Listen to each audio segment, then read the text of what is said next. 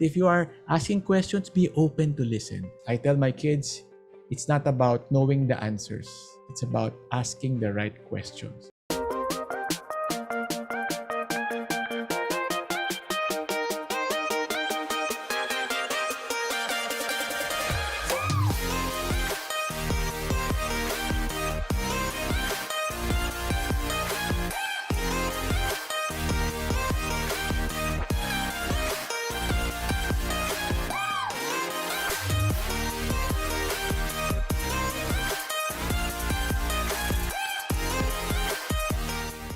How are you guys tonight? Today is session 5. We are halfway through. Nakakatuwa, no? Halos 5 linggo na tayo magkasama, and tonight is an exciting session as we talk about leverage. Leverage, refinancing, or in simple manner, easier to understand, using other people's money. Guys, I tell you one life lesson. I judge a person. Ang sama, no? Bawal mag-judge, no? But I judge a person by the questions they ask. Yes, sometimes you have people come to me and they ask questions na hindi naman seeking answers. Medyo ayoko yun eh. Ayoko yung parang pupunta ka sa akin pero meron ka ng opinion. And then you will fight about your opinion. Ako, if ganun yung approach sa akin, I just say, you're not here to listen to me, you're here, I agree with you. Done. But if you are asking questions, be open to listen. Yan. So I appreciate all your questions. They are smart questions. Sabi nga nila, and this is what I teach my kids. I tell my kids, it's not about knowing the answers. It's about asking the right questions. Yes, that's the new normal. Tonight, we will be doing a case study. But I have a disclaimer pala, guys. This is 2007. This is a case study. The price is no longer applicable today. Do not get your calculators. We are so used to computing when there is about money. Do not do that. Do not go to the calculator and start focusing on the 10% return, 15% return. Magkano ba niya binili? Ay, mahal yan. 1 bedroom ba yan? 2 bedroom? Ay, magkano? Do not do that. Gets? This is not about the property. It's about the mindset, the analysis that went through the case study. Perfect? Ako rin ganun eh. Parang focus ako dun sa number.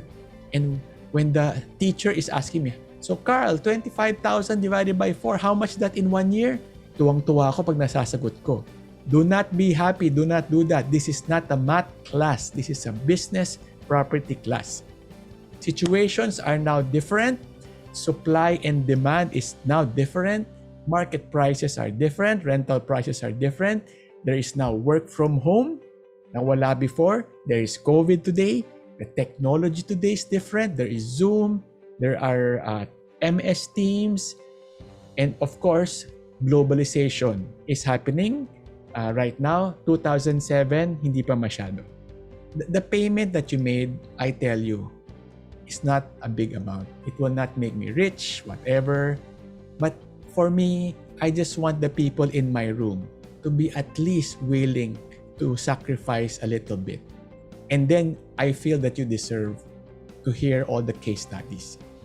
Sir Carl, why not use 2021 examples? I'm gonna share with you why.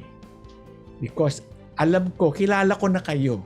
If I use a 2021 example, everything, all the numbers will be forecast. It will be future numbers. And it will not be believable. And it will sound just like a sales talk. Mama, magiging ganyan to. Ay, magpaparent mo yan ng ganun price. It's not a good learning strategy. Alright? Case study 2007. You know, I was 30 years old during this time. I'm now 40 plus, guys. 13 years ago. So, case study. It's a 1-bedroom unit. Hanggang dun lang alamin nyo, don't ask square meters. It is not relevant to the lesson. 7.7 million during that time. Year 2007. I will teach you tonight using this case study about maximizing multiple opportunities. Low down payment. Using developers financing. Using zero installment. Using BPI, the bank's money. and eventually using your tenants' money. And gagamitin natin lahat yun. Ang pangit pakinggan, no? We're gonna use that. So that's why we're gonna use leverage. We're gonna leverage the bank, we're gonna leverage the developer, and we're gonna leverage your tenant. During that time, the property price for this one bedroom is 7.7 million. Okay. Get a pen and paper kung kailangan nyo, and you just need to write a little bit of some key numbers. 7.7 is a key number, right? At the time, the projected rental rate is mga 45,000 per month. So when we bought that, the mindset is, okay, you're gonna get 45,000 a month, 5% return. Okay, so good. But of course, the premise there was, it can change, diba? Things can change. And I just want to emphasize, 2007 is very different than today because syempre 2007 it was just medyo upswing, no? It's medyo upswing, but there was a slight scare kasi 2008 and 2009 was the Lehman Brothers crisis sa Amerika, di ba? Yes, recession 2008. But yun nga, because this is pre-selling, 2007 was the acquisition time, but the turnover completion was around 2010. I tell you guys, is it smart or smart analysis? Negative. I was 30 years old. I was clueless. Pasok lang ng pasok at that time. Siyempre, di ba? Just like sa mga young guys na nandito, it's just a good thing that I was working for Ayala Land and I kind of have some mentors to guide you. And I tell you, when I was 30 years old, I was so naive. I have no idea pa about mga market crash or mga Lehman Brothers na ganyan. Yes, 2007, 7.7 is a huge amount, and at 30 years old is a very huge endeavor. So the proposal was, this property is in Pasay Road. It's near the Greenbelt Mall na at that time nire-renovate pa lang. Right? So, it seems like a good proposal that the Greenbelt Mall is being renovated to be a new mall.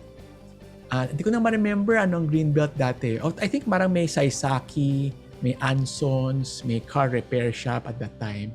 And Pasay Road at that time was a secondary road. Why is it secondary? Because there was no skyway access pa that time. Wala talagang dumadaan masyado sa Pasay Road unless you're just going to the side streets. The main road will be Ayala Avenue, EDSA, Buendia.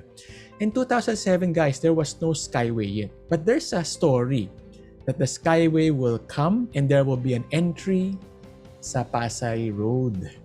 So we were talking in the office and say, sige, that's gonna be an opportunity kasi at least pag nag-open yung skyway doon, it can open up the market to people going to the south. Yun lang yun. And that's the bet. Yes, Erica, you are very smart. So the property is the residences at Greenbelt. At that time, a one bedroom is 7.7 million only. Yung binibili natin ngayon ng mga 22 million, 23 million, 7.7 lang dati. But I tell you guys, ngayon mo lang makikita na mura. But during 2007, that was really a premium price.